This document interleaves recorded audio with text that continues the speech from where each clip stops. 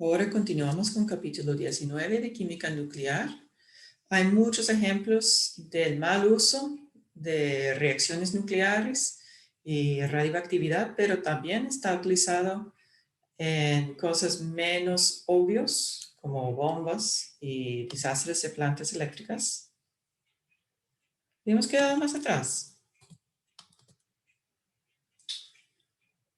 Ah, ¿verdad? Como aquí.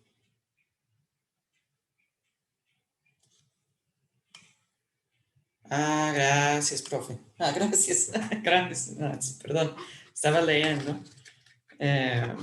Sí, ok. Bien. Entonces vamos a empezar aquí y después hablamos de usos que son menos llamativos que una bomba nuclear, una planta nuclear, pero más común en la vida diaria. Entonces, primero vamos a recordar que transmutación nuclear y radiación artificial, esos son ejemplos en que utilizamos la transformación de un elemento en otro mediante la colisión de dos partículas. Entonces, nosotros vamos a utilizar una fuente de partículas alfa o núcleos de alta velocidad para cambiar la masa del núcleo y hacerlo inestable para que tenemos la descomposición del núcleo en dos elementos nuevos o un elemento nuevo y una partícula subatómica. Entonces, aquí vamos a introducir también una notación nueva. Yo pienso que ya habíamos hecho la primera fila. Entonces, sabemos que escribimos, ese es el reactivo y otro reactivo. Entonces, ponemos el elemento del reactivo primero, entre paréntesis, el reactivo que es una partícula, coma, otra partícula que es un producto, y fuera del paréntesis, el elemento nuevo que es un producto. ¿Ok? Entonces, por ejemplo, aquí vamos a escribir una ecuación balanceada de esta reacción nuclear en que tenemos el hierro 56 que está bombardeado o choca contra un núcleo de deuterio, que es el hidrógeno, pero no solo con un protón en el núcleo, sino un protón y un neutrón. Se llama deuterio porque tiene 2 en su número de masa. Entonces, empezamos primero con los reactivos. Entonces, el hierro con 56 en su número de masa y 26 protones va a reaccionar con deuterio y vamos a poner un 2 y un 1, o si ustedes prefieren, podemos poner un hidrógeno con un 2 y un 1. Ambos funcionan, pero tal vez escrito un poco más limpio. Ahí.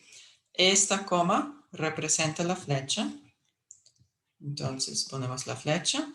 Vamos a tener un nuevo elemento. De verdad no importa el orden. Yo puedo poner la partícula alfa o el nuevo elemento manganeso, cualquiera. El orden no es importante.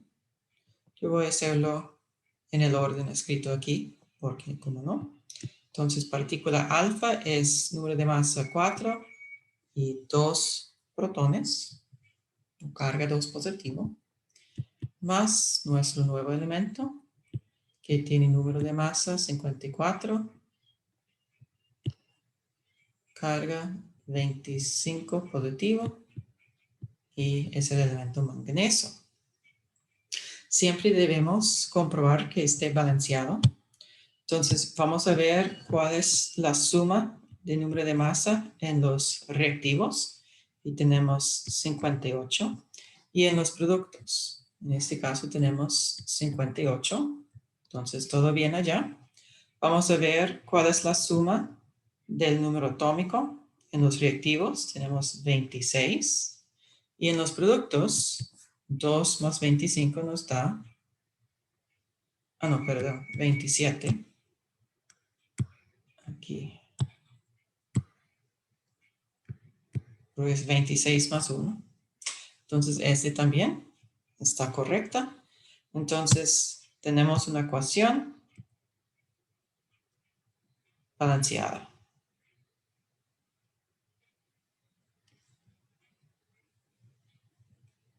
¿Ok? Voy a darles un momentito para escribir la respuesta al ejercicio de práctica.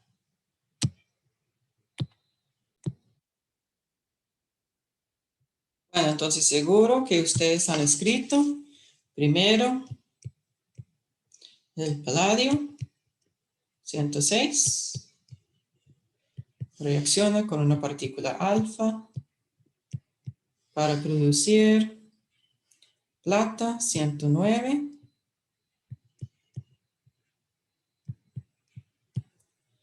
y el P.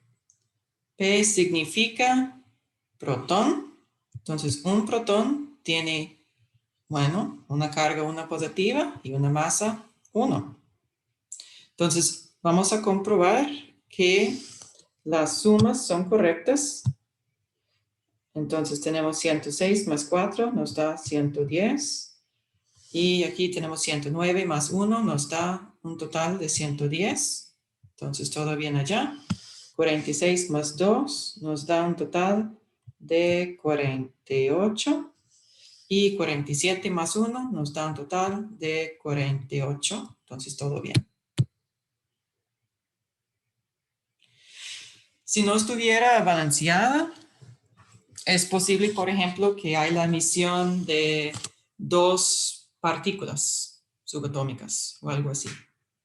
Entonces, si no estuviera balanceada, hay que agregar coeficientes hasta que está balanceada. En el caso de química general, estamos viendo una introducción a química nuclear. Entonces, yo sospecho que casi todas las ecuaciones que van a ver, si no todos, estarían balanceados fácilmente, como en este caso. ¿Okay? Pero para que ustedes sepan, siempre vamos a comprobar que está balanceado por verificar que la suma del número de masa es igual en ambos lados y la suma del número atómico es igual en ambos lados. O si no, número atómico, la carga total. La carga es el número al subíndice.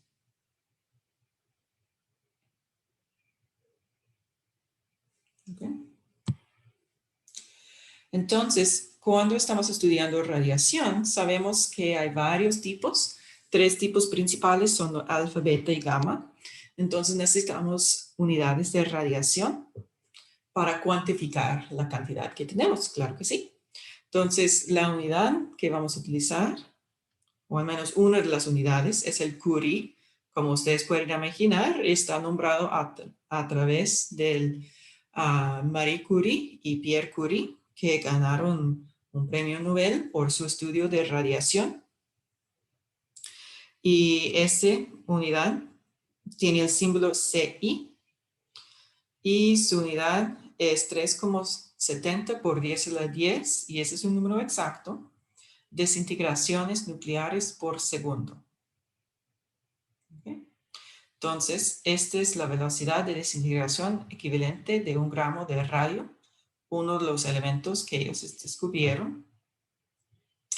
Entonces, básicamente, lo que tenemos es una sustancia en una cantidad estándar y podemos medir la cantidad de desintegraciones nucleares en esta muestra en cada segundo y nos da este resultado.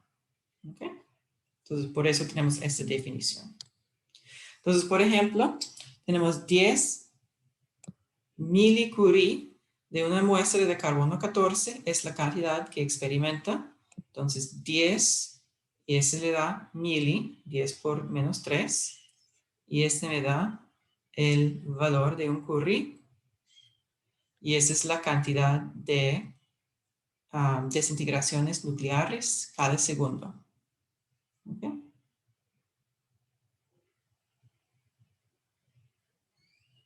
Otras unidades importantes incluyen el rad, esa es la dosis de radiación absorbido. Entonces, dosis absorbido de radiación. ¿Okay? O en otros idiomas, sino inglés es Radiation Absorption Doses, por eso los siglos. Y esa es la cantidad de radiación que lleva a la absorción de 1 por 10 a menos 2 joules por kilogramo de material irradiado. ¿Okay? Entonces aquí estamos hablando de una cantidad de energía absorbido por cada kilogramo, digamos, de piel o de persona, una persona, o de comida. ¿Okay? Tenemos RBE, es la efectividad biológica relativa. Y ese es igual a aproximadamente 1 para la radiación beta y gamma y aproximadamente igual a 10 para la radiación alfa. ¿Okay? Efectividad biológica radioactiva o relativa, está utilizado para medir el daño biológico que depende de la rapidez de la dosis, el total de la dosis y el tipo de tejido afectado. Okay. Y también, y vamos a notar que esa diferencia en la efectividad biológica relativa, el RBE, notamos que el alfa tiene muy poca penetración, ni va a penetrar el piel. El beta sí puede penetrar el piel y entrar en contacto con los tejidos por debajo. Y la radiación gamma puede penetrar por el piel, tejidos, hueso, órganos, todo esto. ¿Okay? Por eso tiene mayor efectividad biológica. ¿Relativa a qué? Relativa a otras formas de radiación, simplemente. Okay. El REM es el Röntgen equivalente para un hombre. Entonces, este es el producto del RAD, el dosis de radiación absorbida, por el RBE, la efectividad biológica relativa. ¿Okay? Entonces, ¿qué podemos determinar? Si tenemos cierta cantidad de radiación, una cierta cantidad de energía por cada kilogramo de una persona, si está el tipo de radiación de alfa, la REM es menor, pero si tenemos la misma cantidad de energía por cada kilogramo de persona y el tipo de radiación es gamma, este va a tener un mayor impacto para la persona. ¿Ok? O para, mejor decir, para el ser vivo.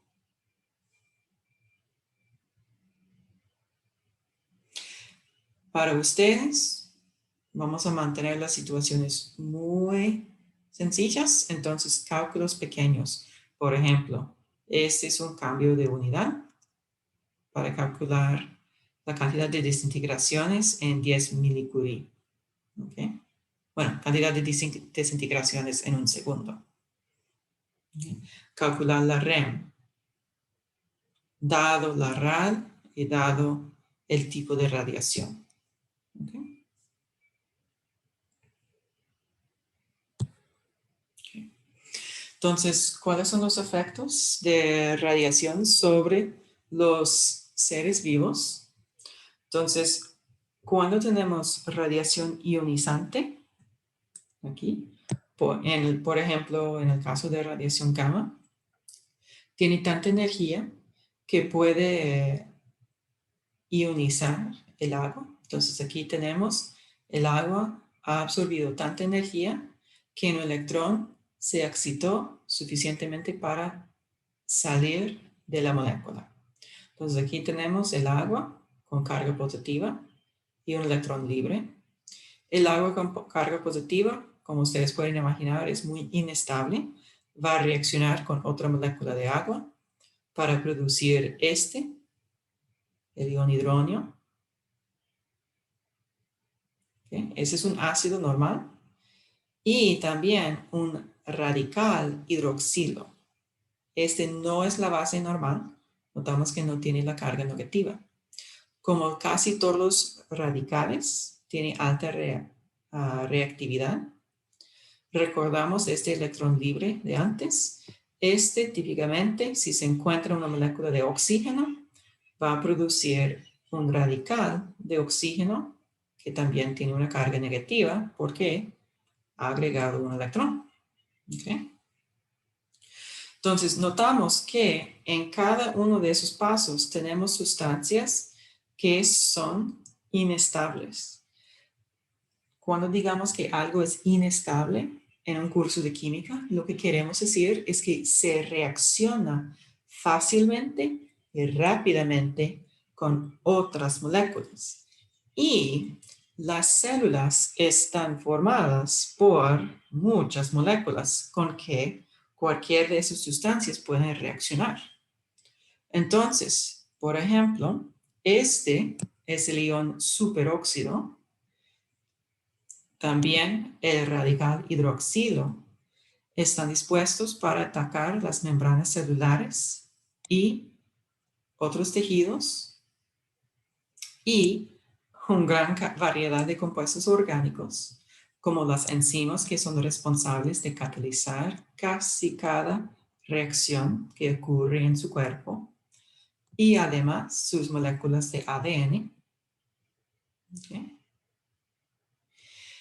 Y esta reacción va a destruir cualquiera de esas partes, componentes de la célula del cuerpo. Entonces puede formar lesiones, pueden formar mutaciones en el ADN. ¿Okay? Además del agua y su ionización por radiación de alta energía, como la radiación gamma, es posible que los compuestos orgánicos dentro de su cuerpo, ellos mismos puedan ionizarse y destruirse por la radiación de alta energía. ¿Okay? Entonces, por esta razón, personas expuestas a altos niveles de radiación. Entonces, no estamos hablando de una placa de rayos X, ni 100 placas a rayos X. No estamos hablando de viajar en un avión donde hay más radiación en las partes superiores de la atmósfera. Ese no es suficiente para causar ese tipo de daño. Estamos hablando de, por ejemplo, un accidente. ¿Okay? Este puede formar quemaduras y lesiones en los tejidos y en la piel. Y en el caso de daños al ADN, si los daños son más de que las enzimas que especializan en reparar el ADN, y además si son ciertos daños en ciertas partes del ADN especial que controlan el crecimiento celular, este puede inducir cáncer. ¿Okay? Entonces, tenemos un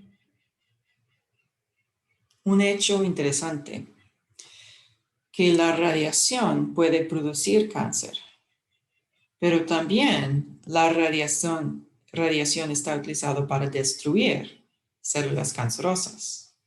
¿Okay? Entonces, dado que el cáncer o un tumor está formado básicamente en una explicación más sencilla, este ocurre cuando hay células que tienen mutaciones en el ADN por cualquier razón, para que no dejan de crecer y dividirse. Entonces tenemos el crecimiento celular incontrolable que resulta en el tumor. ¿Okay? Sensibles a la muerte por radiación. Entonces, con el uso de radiación para el tratamiento de cáncer, en esa terapia, lo que van a hacer es exponer al enfermo a una radiación suficiente para acabar con las células cancerosas sin matar demasiadas células normales y sin inducir otras formas de cáncer. Entonces es un balanceo muy preciso. Entonces, ¿cuáles son otras células que dividen rápidamente en cualquier persona?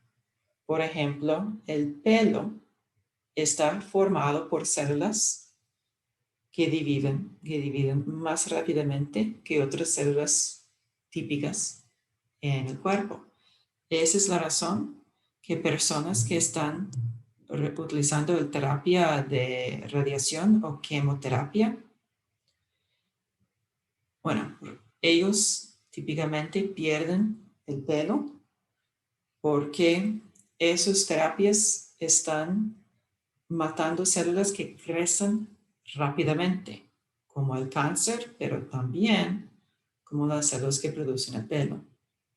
Además, hay muchas células, por ejemplo, en el estómago, que reproducen más rápidamente que otros. Entonces, a veces personas que realizan esas terapias también sufren por problemas en el estómago y cualquier otro tejido que está en división celular rápida, más rápida que el promedio, va a sufrir más.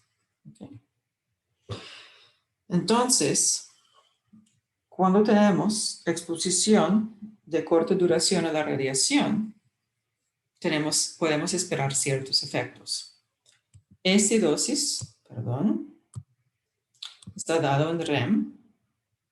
Recordamos que REM es el equivalente Röntgen para el hombre, entonces es el RAD, es decir, el dosis, cuál cantidad de energía por cada kilogramo de paciente por el RBE, la efectividad biológica relativa, que es mayor cuando el tipo de radiación tiene mayor penetración. ¿Okay? O es decir, cuando el tipo de radiación es más peligroso. Entonces, cuando esa dosis en REM es entre 0 y 25, no hay efectos clínicos detectables. ¿Okay? Cuando la dosis es entre 25 y 50, tenemos ligera disminución temporal en el conteo de glóbulos blancos. ¿Okay? Entonces, también las células del sistema inmunológico, ellos hacen mucha división celular en la función normal. Entonces, cuando hacemos un tratamiento que va a matar células que dividen rápidamente, este va a afectar los glóbulos blancos y el sistema inmunológico. Y por eso, personas con cáncer que están realizando varias terapias como radiación o quimioterapia, ellos son muy vulnerables a infecciones. Entre 100 y 200, podemos esperar que la persona tiene náuseas, marcada disminución en los glóbulos blancos, y a 500 REM tenemos muerte en la mitad de la población expuesta dentro de los 30 días siguientes de la exposición. Okay. Entonces, en las terapias, ellos están tratando de realizar dosis entre 25 y 200 REM.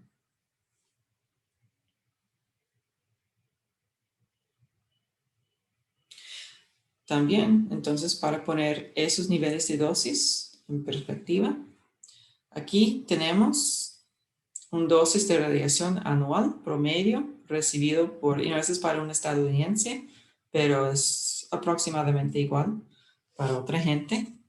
Entonces, vamos a tener fuentes de radiación en la vida diaria, son rayos cósmicos, el suelo y los alrededores. Entonces, hay muchos elementos radioactivos en el suelo hay menos en Costa Rica porque el tipo de roca que se encuentra es la roca ígneas de volcanes, pero en otras partes del mundo donde hay mucho granito, la radiación es mayor. Por ejemplo, en la casa donde yo crecí, es en un parte del mundo donde hay mucha roca de granito y el granito contiene cierta cantidad de isótopos radioactivos. Entonces, mi casa tenía un sótano. Ahora mis padres viven en otra casa. Entonces, la casa donde crecí tenía un sótano y tuvimos un sistema para cambiar el aire en el sótano y también un sensor de radiación para saber que el aire siempre estaba circulando para que el nivel de radiación no aumentó demasiado. ¿Okay? Nuestro propio cuerpo contiene elementos radioactivos. ¿Okay? Por ejemplo, hay isótopos de potasio que existen en la naturaleza, están incorporados en nuestros cuerpos y esos isótopos de potasio son radioactivos. Rayos X por los médicos y odontólogos también son fuentes. Viajes aéreos, entonces cada vez que pasan en un avión. También hay lluvia nuclear por pruebas armamentistas y desechos nucleares. Vamos a notar que esta dosis aquí es un milirem cada año. ¿Okay? Entonces, las dosis aquí están en REM. Entonces, menos de 25 no podemos detectar ningún efecto. ¿Okay? Y aquí, cuando hacemos la suma de cada fuente de radiación típico, es en milirem y encontramos, menos de 200 milirem es menos de 0,2 rem. Entonces podemos notar que la radiación de fondo que experimentamos en la vida diaria no nos afecta suficientemente para tener temor. ¿Okay? Y además en Costa Rica no hay desechos. Bueno, hay pequeñas cantidades de desechos nucleares por los hospitales. ¿Por qué? Utilizamos isótopos radioactivos como un agente de contraste para varios instrumentos como el TAC y también incluyen terapias con radiación para pacientes de ciertos tipos de cáncer. No siempre está utilizado. Hay terapias más modernas en que tratan de entregar quimioterapias que son químicos que matan células. Entonces tratan de entregar las quimioterapias directamente al tumor y no poner esos químicos tóxicos a todo el cuerpo para que la persona puede vencer su cáncer sin sufrir tanto como hemos visto en películas y tal vez desafortunadamente en nuestras propias familias. ¿Okay? También radiación está utilizado con ciertos elementos. Entonces, cuando utilizamos una dosis baja de hasta 100 kilorads, entonces otra vez vamos a poner atención a las unidades. ¿Qué es un rad? El rad es el dosis de radiación absorbido. Entonces es 100 joules, es 0,01 joule por cada kilogramo, en este caso de fruta o de carne, cualquier alimento. ¿Okay? Entonces, ellos utilizan esa dosis. No estoy segura si está utilizado en Costa Rica, pero al menos en algunas partes del mundo está utilizado aquí y allá, no siempre. Ese es para inhibir los ratones de las patatas, cebollas y ajos. Desactiva la triquina en el puerco. Mata y impide los insectos que reproducen en granos, frutas, vegetales después de la cosecha.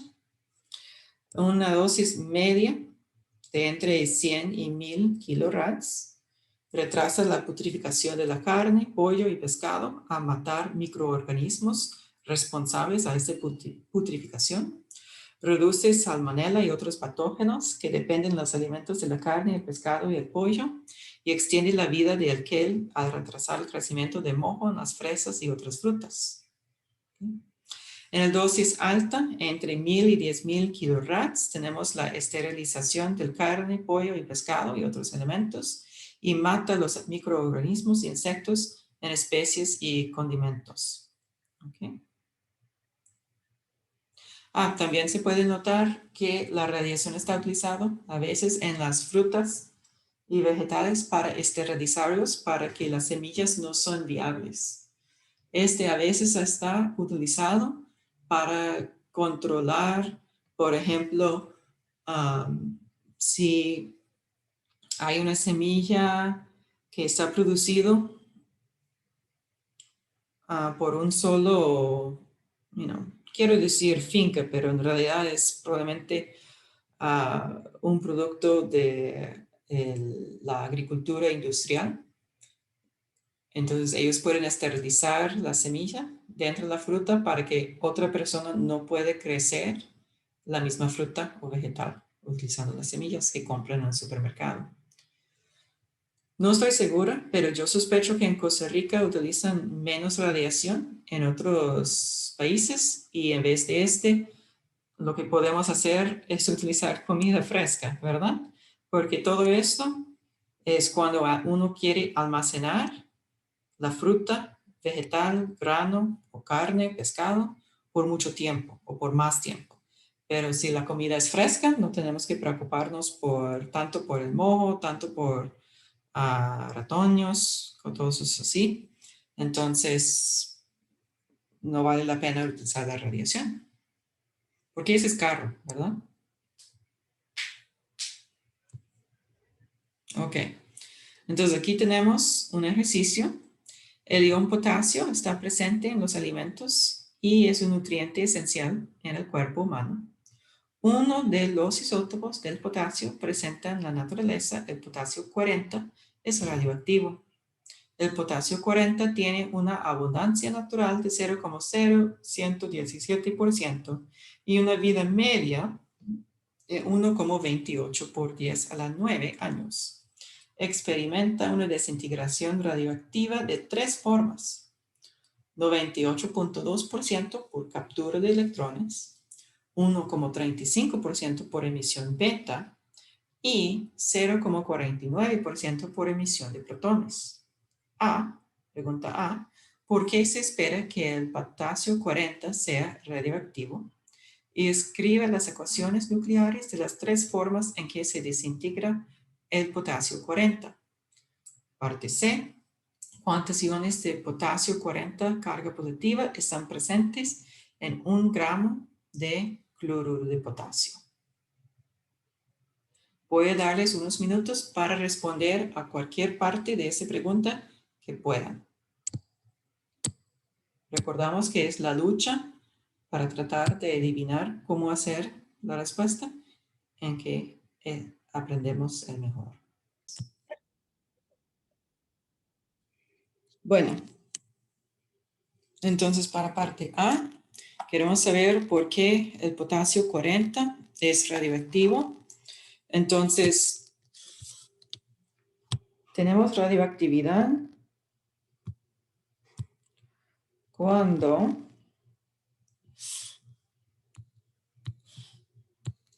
el núcleo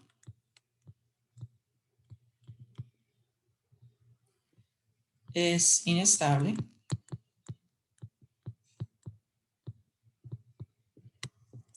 Entonces, podemos tratar de adivinar por qué es inestable. Entonces, recordamos que hubo una zona, si tenemos cantidad, pienso que eran neutrones aquí y cantidad de protones allá, que hay una zona de estabilidad.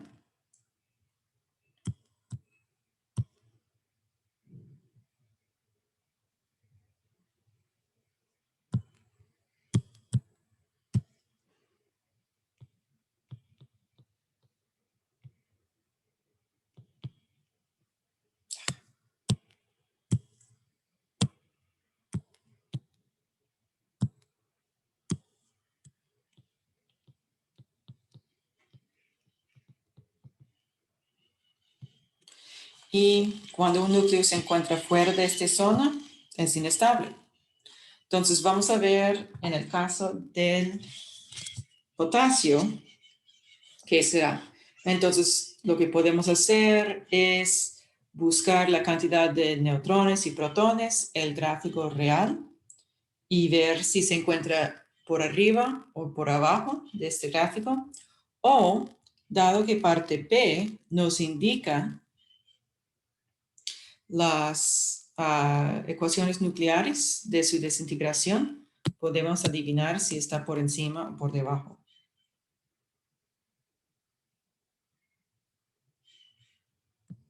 Okay. Entonces ahora para parte P,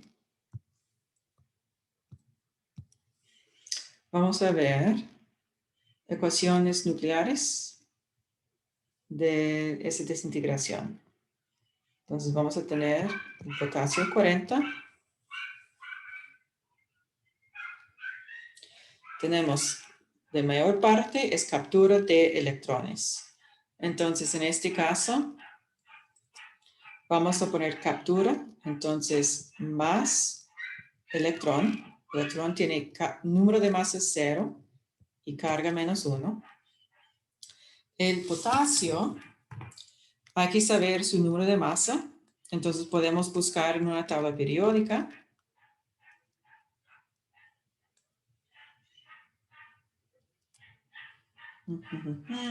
¿Dónde está? Tabla.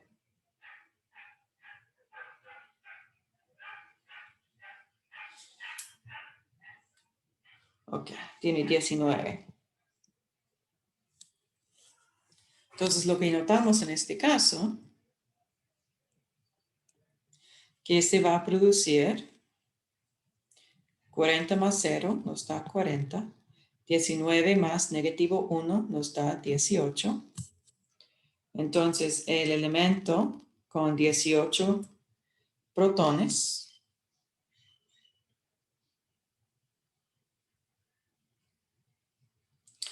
es el gas noble anterior,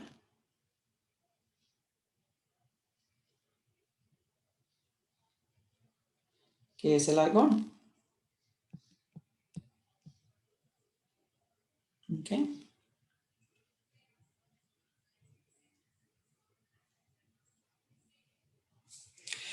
En este caso, lo que tenemos es un protón menos y un neutrón más para mantener el número de masa igual. Entonces, este es el tipo de movimiento que vamos a realizar en el gráfico para que sea estable. ¿Okay?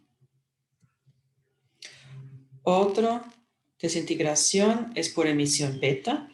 Entonces, vamos a escribir este ahora. En este caso, es emisión beta. Entonces, escribimos beta. Es un electrón, simplemente. Entonces, ustedes pueden poner beta o E de electrón, cualquiera. Entonces, en este caso, 40 más 0. Aquí vamos a tener 40. Y para que hacemos la suma con -1 para darnos 19, aquí vamos a tener 20. Y el elemento con número de masa, con número de electrones de 20 es calcio.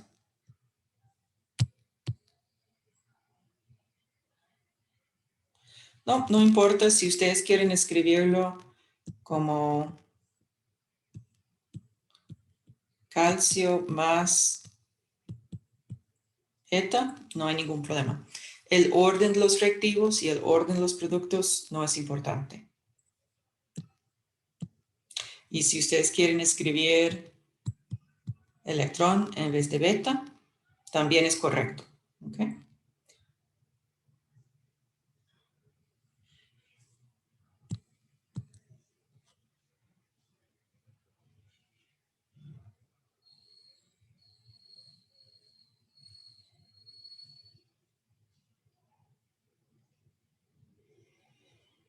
¿Y cuál era la otra? Emisión de positrones. Entonces tenemos el 40 sobre 19 para potasio. Ese va a tener emisión de positrón. El positrón es un electrón, pero con carga positiva. Sí, la única cosa que, el único orden en las ecuaciones que es importante es que los reactivos se encuentran al lado izquierdo de la flecha y los productos se encuentran al lado derecho de la flecha. ¿Okay? Entonces ahora vamos a ver cuál es el producto. Entonces vamos a tener la misma masa, número de masa. Vamos a tener aquí 18, para que 18 más 1 nos da 19. Entonces este corresponde a argón.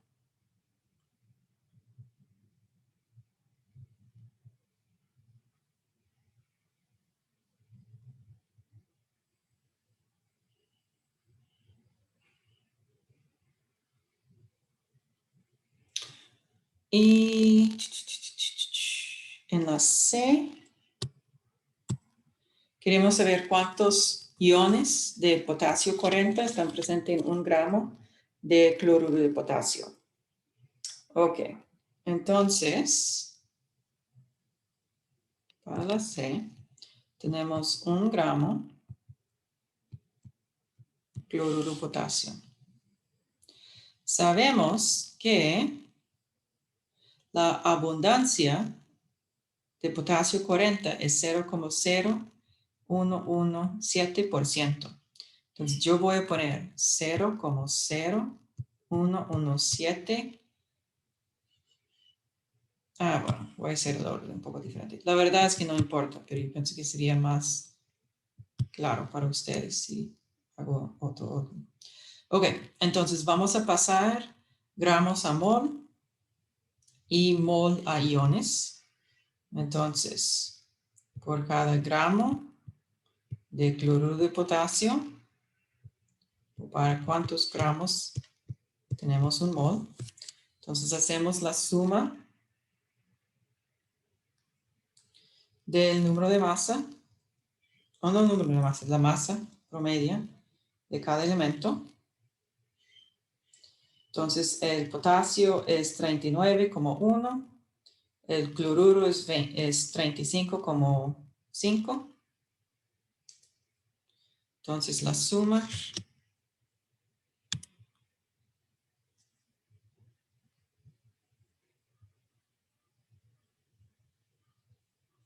es 74,6 gramos entre mol.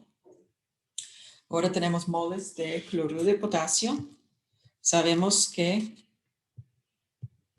hay una relación entre los moles de cloruro de potasio y los moles del ion de potasio. Entonces, 1 a 1. Muy fácil. Ahora vamos a utilizar el 0,0117. Es la cantidad de moles de potasio 40 en cada 100 mol de potasio. ¿Okay? Y ahora vamos a pasar mol a iones. Y un mol de cualquier cosa es 6,02 por 10 a la 23 cosas. Entonces hay que poner todo esto en la calculadora.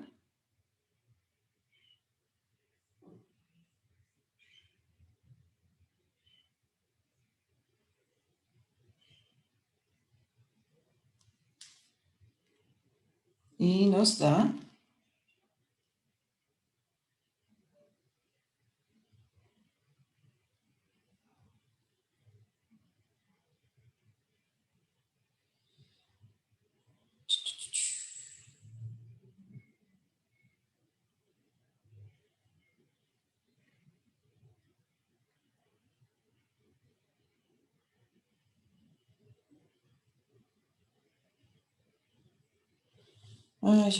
hice algo mal en la calculadora.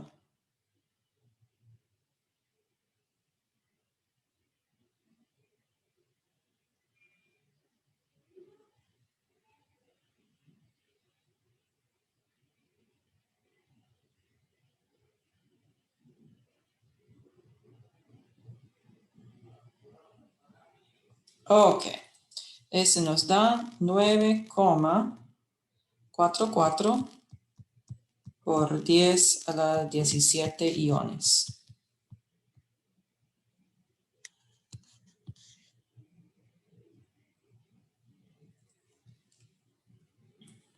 Veo que tenemos unas preguntas en el chat. Así, gracias. Alguien que hizo el cálculo más rápidamente. Y sí, son iguales. A la primera persona, no olvida, probablemente en su calculadora escribió el coeficiente 9,4415, E17. El E significa exponente con base 10. ¿Okay?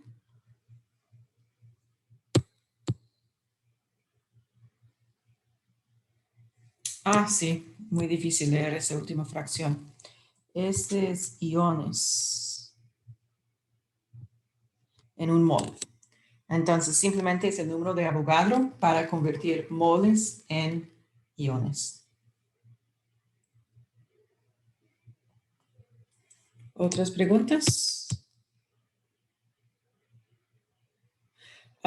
¿Cómo sabía que aquí era 100 mol de potasio? Simplemente por la definición de por ciento. Entonces, 0,0117% es esta cantidad entre 100%. Entre 100. Si tiene 90%, ese es 90 entre 100. Uh-huh.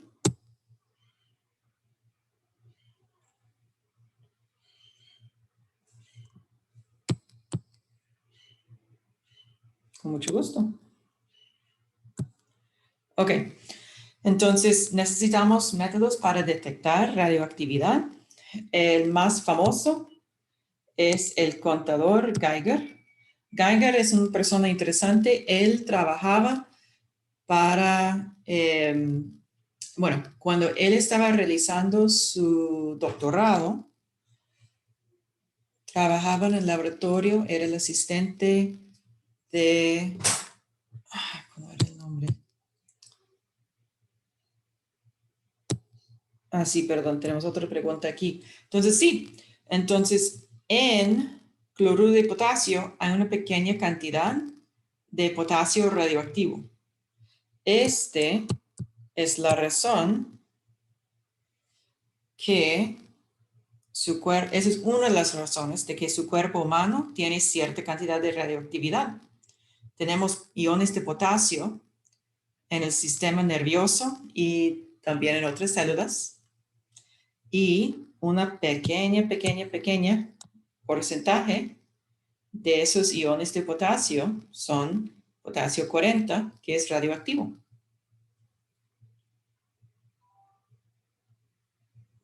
Entonces, en su cuerpo, ahora, en este momento, hay pequeñas cantidades de argón 40 formados y pequeñas cantidades de calcio formados.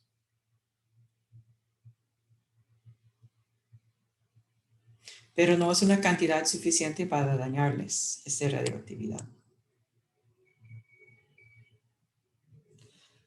El procedimiento para C.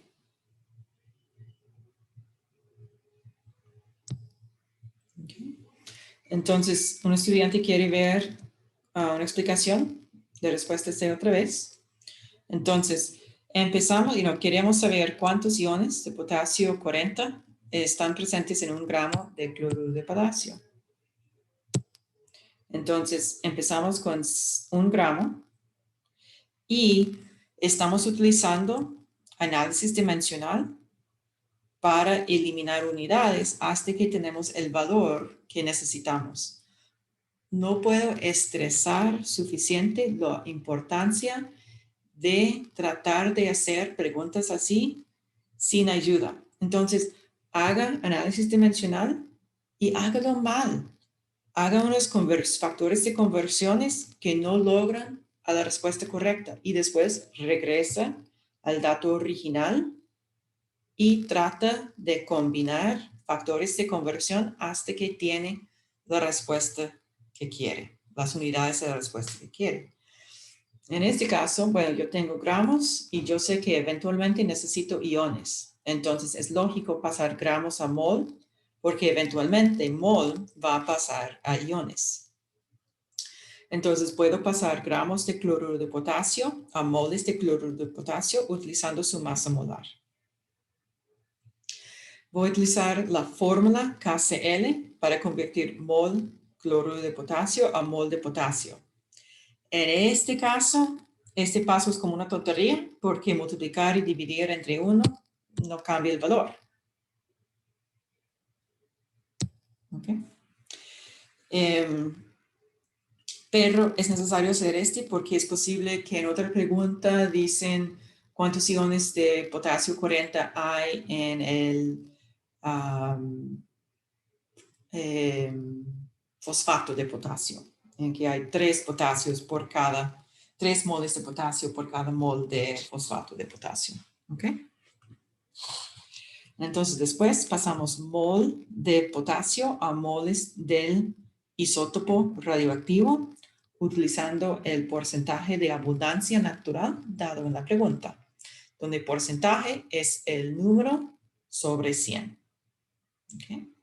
Y por fin vamos a convertir mol, y aquí es donde tal vez mejor se había escrito mol de potasio 40 a iones de potasio 40.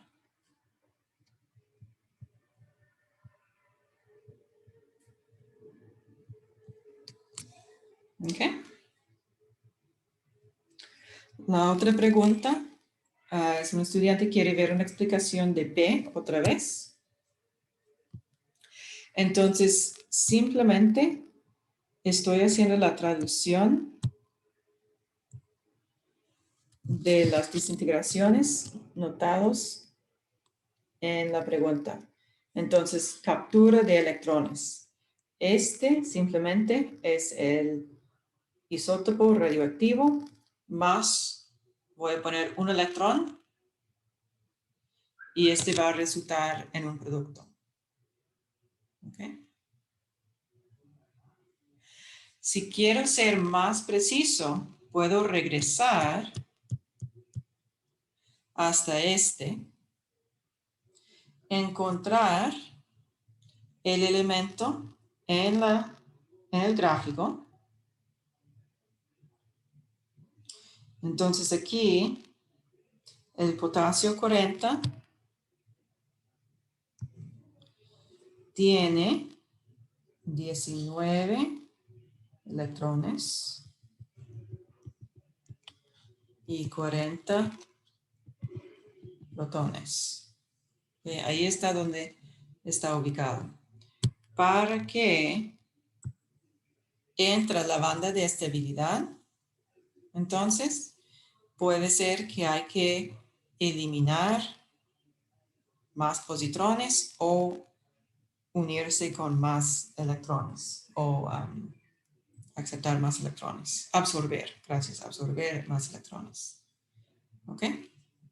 Pero por ahora estoy contenta con solo un electrón o un positrón. ¿Ok? Entonces, tenemos emisión beta. Entonces ponemos beta en el producto y balanceamos el número de masa, el número atómico o la carga en el denominador y escribimos el elemento que tiene la cantidad de protones correcta. Y aquí, emisión de positrones, ponemos el positrón en el producto.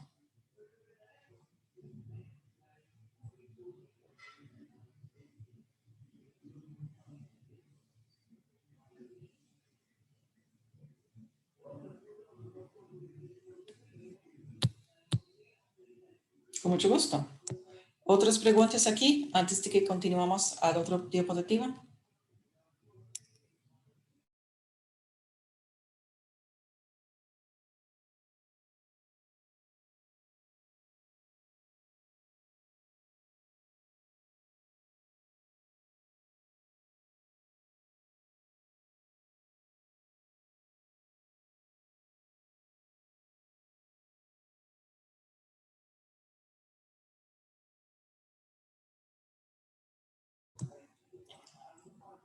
La pregunta es, ¿pero hay una cantidad específica donde una sustancia ya es radioactiva o no? Ok, voy a interpretar esa pregunta de dos formas. Hay una cantidad, por ejemplo, una masa mínima de cloruro de potasio para que sea radioactiva. Bueno, dado que ese es el porcentaje de abundancia del potasio 40, si tenemos más de 100,000, 10,000 iones de potasio, podemos esperar encontrar un ion radioactivo. ¿Okay? Ese es simplemente estadísticamente. Este porcentaje de cualquier muestra debe ser el potasio 40 que es radioactivo.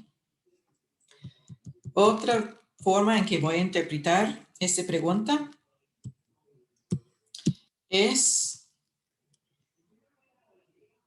que cualquier elemento, si tiene una cantidad de protones y neutrones fuera de esta banda, podemos esperar que sea radioactivo. Y cualquier elemento con número atómico mayor o igual a 84 es radioactivo.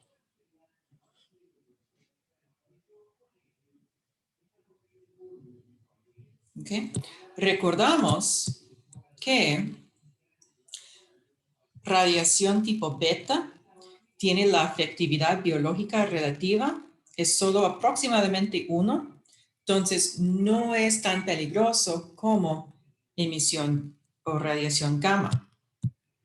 Entonces cuando vemos este, por ejemplo, es emisión beta. Es peligroso si tenemos altas cantidades por mucho tiempo, pero dado que la porcentaje de abundancia natural es muy baja y la cantidad de potasio que tenemos en el cuerpo no es tan alta, esta radiación, también emisión de positrones, no es muy peligroso. Entonces puede ocurrir en su cuerpo para siempre y no le hace daño.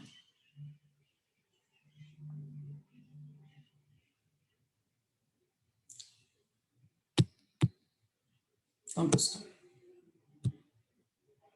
Ok, ahora vamos a detectar radioactividad. Entonces, este es el contador Geiger en que tenemos un tubo con el gas argón que tiene el cilindro, es el cátodo, este barra es el ánodo y tenemos una ventana que permite que radiación entre por aquí. Estamos buscando radiación gamma y radiación alfa. ¿Okay? También alfa, beta y gamma. Entonces tenemos un alto voltaje a través del cátodo y el ánodo para que, el ánodo y el cátodo aquí, para que tenemos este potencial. Entonces, la radiación entra por la ventana, va a ionizar el gas de argón y dado que el gas argón ya está ionizado, será atraído a uno de los dos electrodos y este produce un flujo de carga por esa brecha y por lo tanto el circuito está cerrado al menos por un momento. Entonces hay una máquina aquí que amplifica el corriente creado por el circuito cerrado por el flujo de iones de argón. Y este hace un sonido intermitente. Entonces, si ustedes quieren ver una representación del contador de Geiger que le va a dar pesadillas, sí, pesadillas son como sueños malos, ¿verdad? con mucho error, puede mirar el miniserie de Chernobyl en HBO. Ellos utilizan ese sonido llamativo del contador de Geiger de un gran efecto.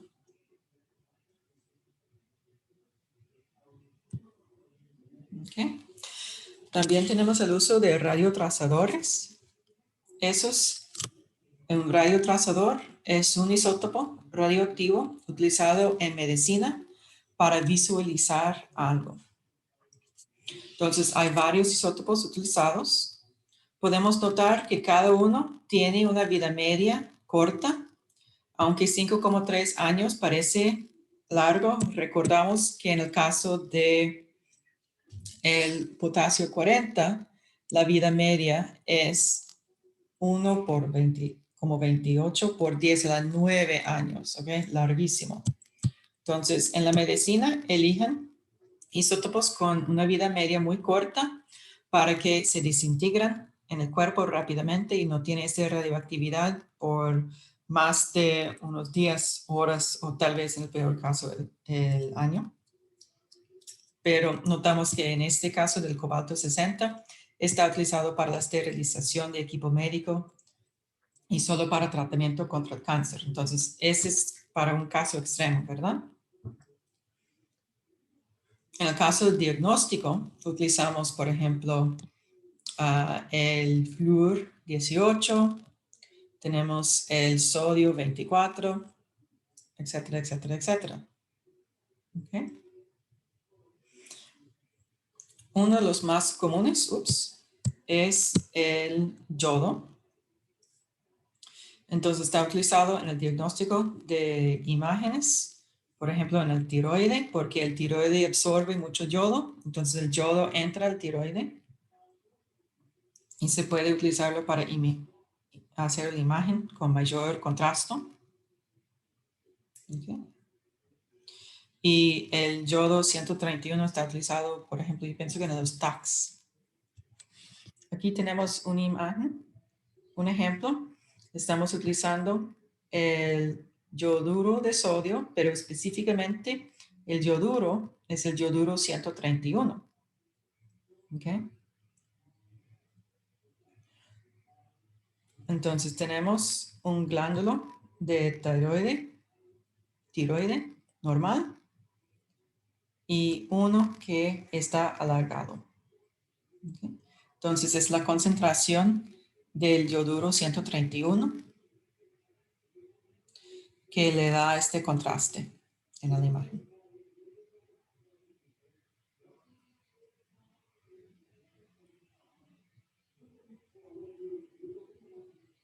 Obviamente, si una persona absorbe grandes cantidades de yoduro 131, ese puede darle un cáncer en la tiroid, pero en el hospital, en el diagnóstico, ellos van a dar una cantidad lo suficientemente baja para que no va a hacer un daño al tejido. ¿Ok?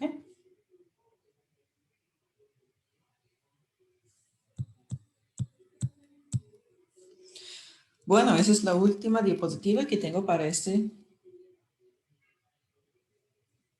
capítulo. Tenemos una pregunta en el chat, me alegro, dígame.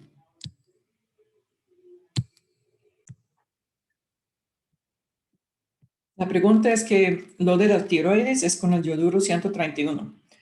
Ese es el más común, yo pienso, pero también utilizan el yoduro 125. Notado aquí en el cuadro.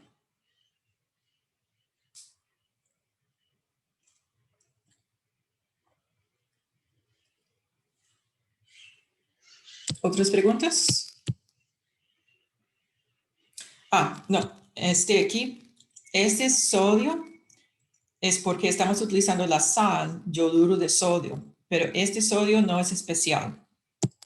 No están tratando de darle un sodio radioactivo, ni nada. Solo está allá para balancear la carga del yoduro. Es el yoduro 131 que está haciendo el trabajo fundamental.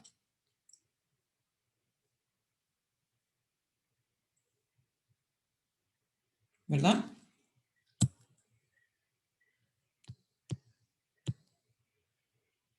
Excelente, gracias por la pregunta.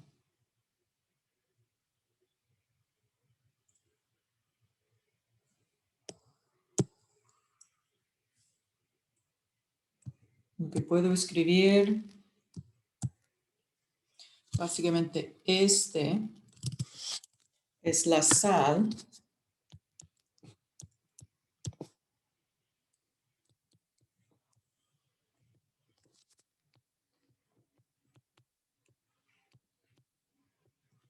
Yoduro de sodio, donde el yoduro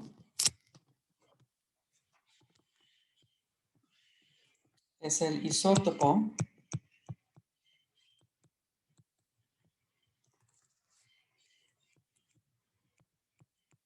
131.